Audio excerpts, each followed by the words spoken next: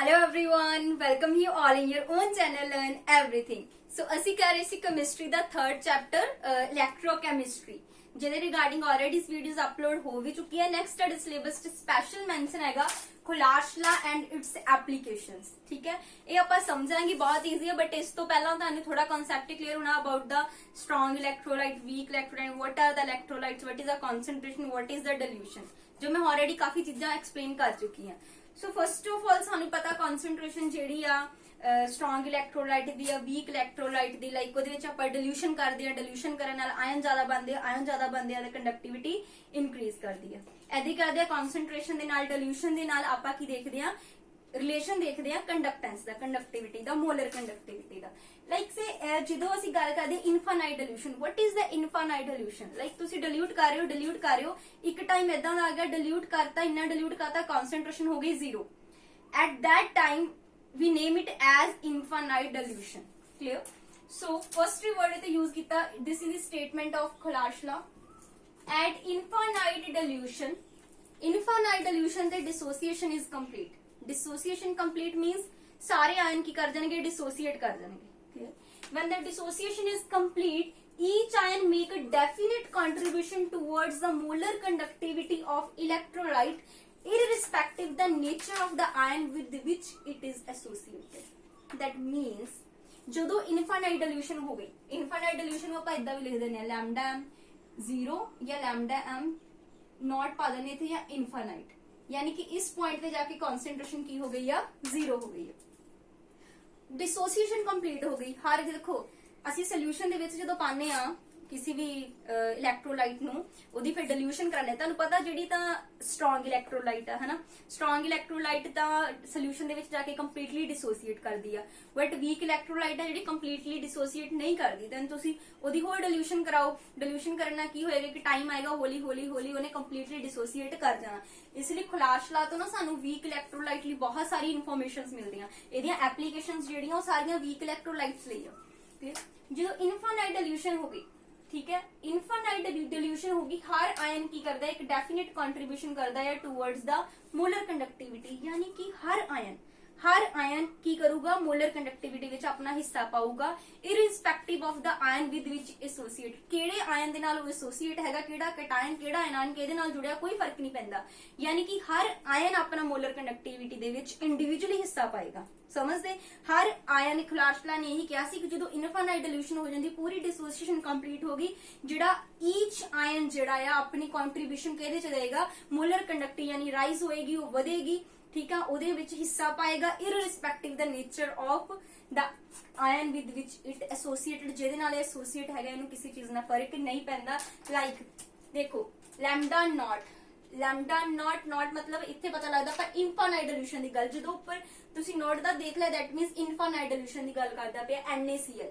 ਹੁਣ ਇਹਦੇ ਵਿੱਚ ਇਹ ਕਿਹਦੇ ਬਰਾਬਰ ਹੋਏਗੀ, ਟੋਟਲ ਕਿਹਦੇ ਹੋਏਗੀ, ਚ ਦੋ ਆਇਨ ਹੈ Na positive plus Cl negative. So ਇਹਦੇ ਵਿੱਚ ਦੋਨੇ ਆਇਨ ਆਪਣਾ ਹਿੱਸਾ ਪਾਉਣਗੇ। ਕਲੀਅਰ?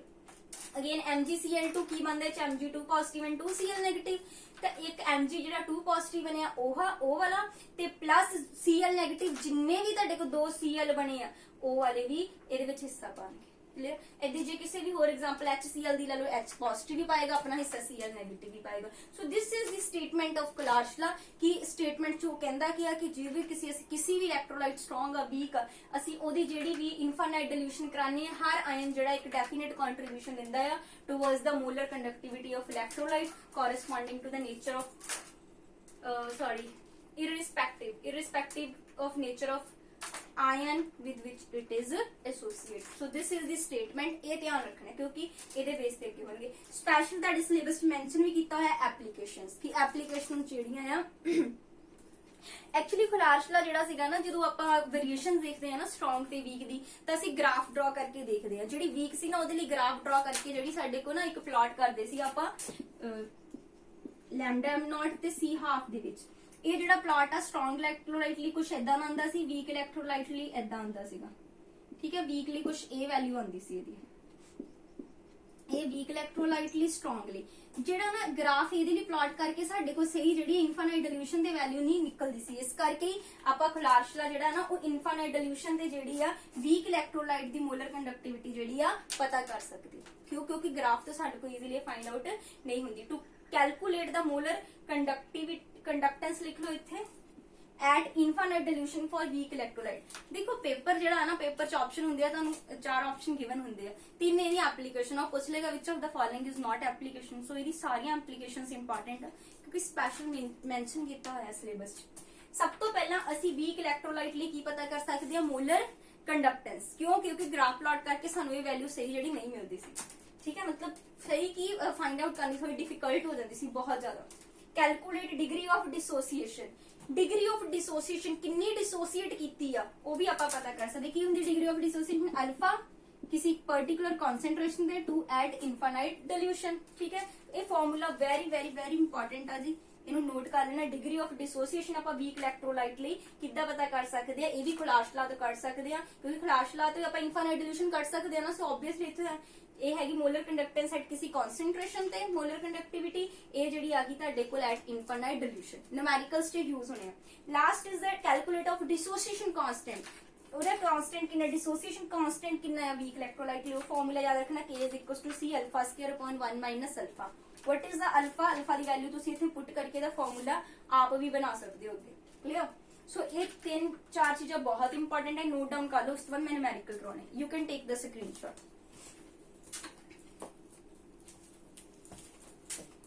ਓਕੇ, ਨੈਕਸਟ ਆਪਾਂ ਦੇਖਦੇ ਹਾਂ ਨਿਊਮੈਰੀਕਲ ਇਹਦੇ, ਜੋ ਕਿ ਬਹੁਤ ਇੰਪੋਰਟੈਂਟ ਹੈਗੇ ਨੇ ਕਿਉਂਕਿ ਤੁਹਾਨੂੰ ਉਸ ਤੋਂ ਹੋਰ ਕਲੀਅਰ ਹੋਏਗਾ। First is calculate the molar conductance of solution of MgCl2 at infinite dilution। ਜਦੋਂ infinite dilution ਦੀ ਗੱਲ ਆਈ that means ਸਾਡੇ ਦਿਮਾਗ 'ਚ ਆ ਗਿਆ ਖੁਲਾਸ਼ ਲਾ ਦੀ ਗੱਲ ਹੋ ਰਹੀ ਹੈ।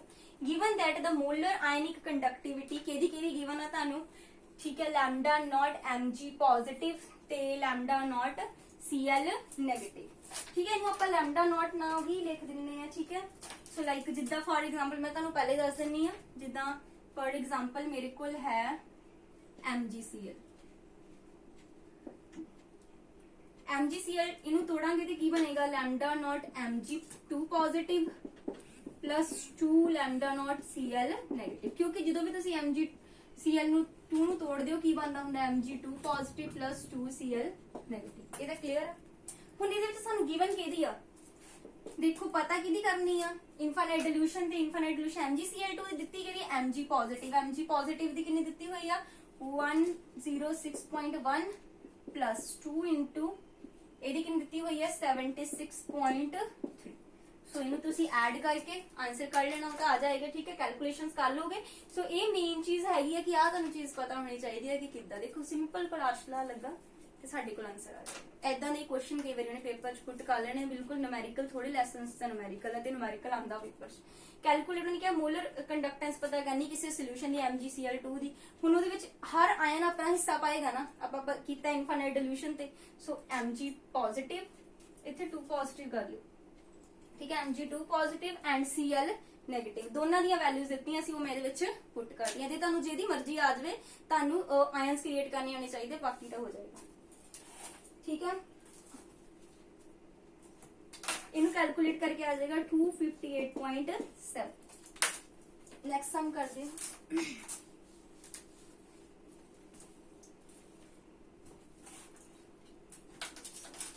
Conductivity of 0.00241 molar, molar means molarity दित्ती हुई तानू, यानी कि तानू मोलैरिटी दैट इज कॉन्सेंट्रेशन कितनी गिवन है 0.00241 molar. Acetic acid is conductivity दित्ती है, कंडक्टिविटी साइन की हुंदा kappa.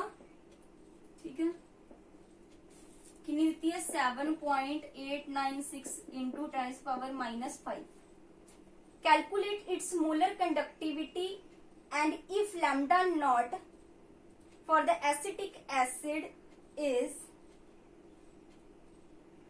390.5, what is the dissociation constant। देखो dissociation constant सानू K भी पूछया, जिहदा फार्मूला कीता ही C α² / 1 - अल्फा, वो भी पूछया होया। ਨੈਕਸਟ ਇਹਦੀ ਸਾਨੂੰ ਮੋਲਰ ਕੰਡਕਟਿਵਿਟੀ ਵੀ ਪੁੱਛੀ ਹੋਈ ਆ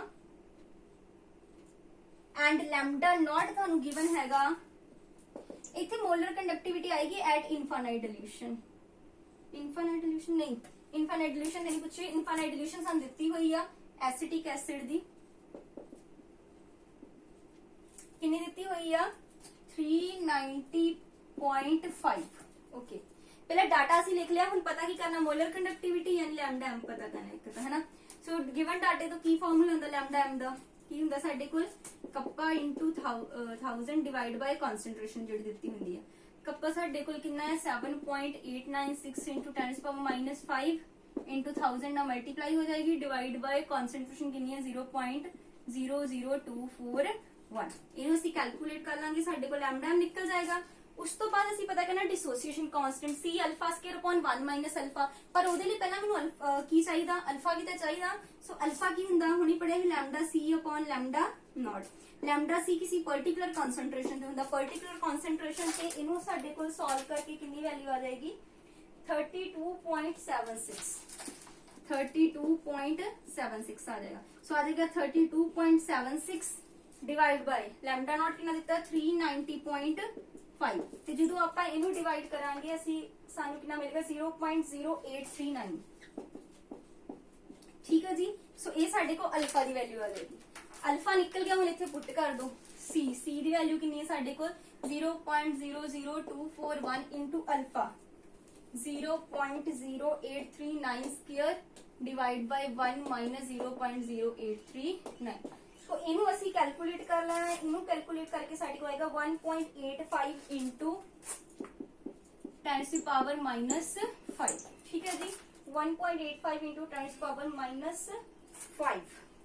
ਓਕੇ, ਸੋ ਫਾਰਮੂਲੇ ਆਣੇ ਚਾਹੀਦੇ ਆ। ਸਮ ਤੁਹਾਡੇ ਕੋਲ ਆਰਾਮ ਨਾਲ ਹੋ ਜਾਣਗੇ। ਕੰਡਕਟਿਵਿਟੀ ਗਿਵਨ ਸੀ, ਲਿਖ ਲਈ। ਠੀਕ ਹੈ, ਕੰਡਕਟਿਵਿਟੀ ਗਿਵਨ ਸੀ ਇਹ ਵਾਲੀ, ਕਨਸੈਂਟ੍ਰੇਸ਼ਨ ਗਿਵਨ ਸੀ ਉਹ ਵੀ ਲਿਖ ਲਈ, ਮੋਲਰ ਕੰਡਕਟਿਵਿਟੀ ਪੁੱਛੀ ਸੀ ਉਹਨੇ, ਲੈਮਡਾ ਜਿਹੜੀ ਤਾਂ ਨੋਟ ਯਾਨੀ ਇਨਫਾਈਨਾਈਟ ਡਿਲੂਸ਼ਨ ਤੇ ਕਿੰਨੀ ਦਿੱਤੀ ਸੀਗੀ 390.5 ਤੇ ਡਿਸੋਸੀਏਸ਼ਨ ਕਾਂਸਟੈਂਟ। ਡਾਟਾ ਲਿਖੋ, ਤੁਹਾਡੇ ਕੋਲ ਫਾਰਮੂਲੇ ਹੈ, ਆਰਾਮ ਨਾਲ ਹੋ ਜਾਏਗਾ। ਠੀਕ ਹੈ, ਨੈਕਸਟ ਸਮ ਕਰਦੇ ਹਾਂ। Let's take the screenshot.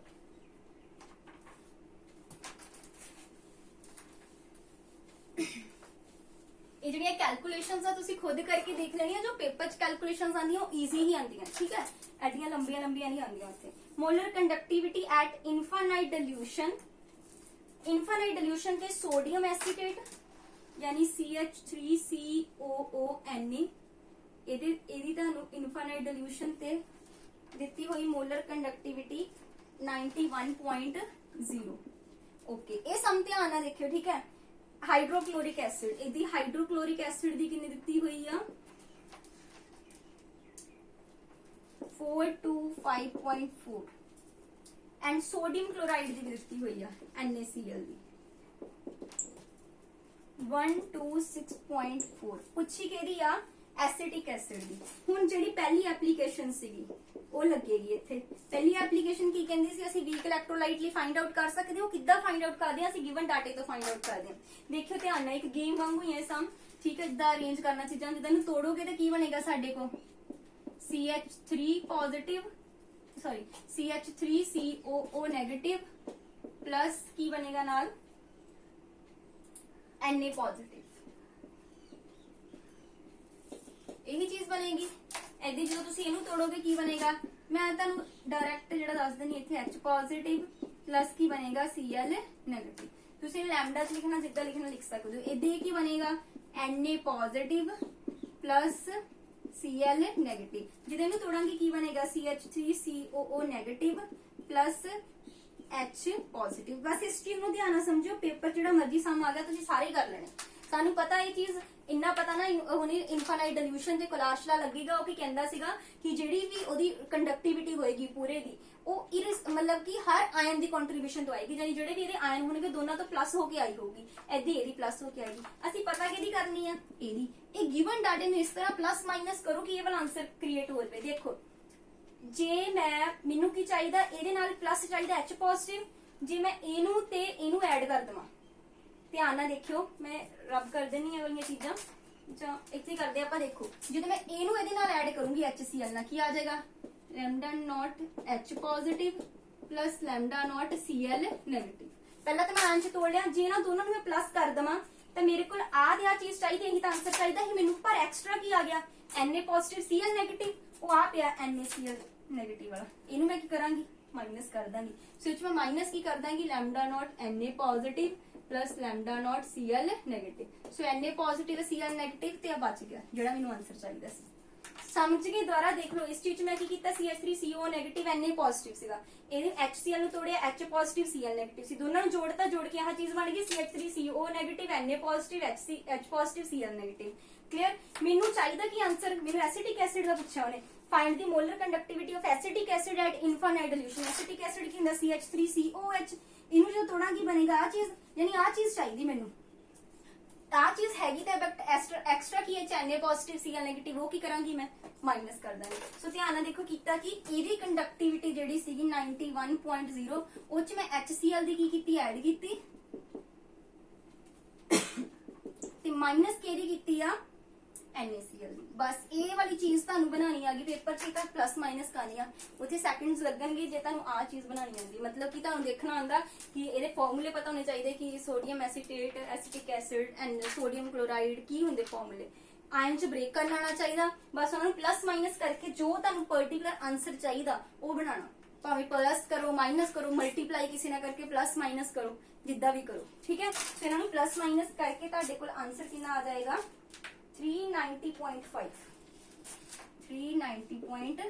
So this is your answer.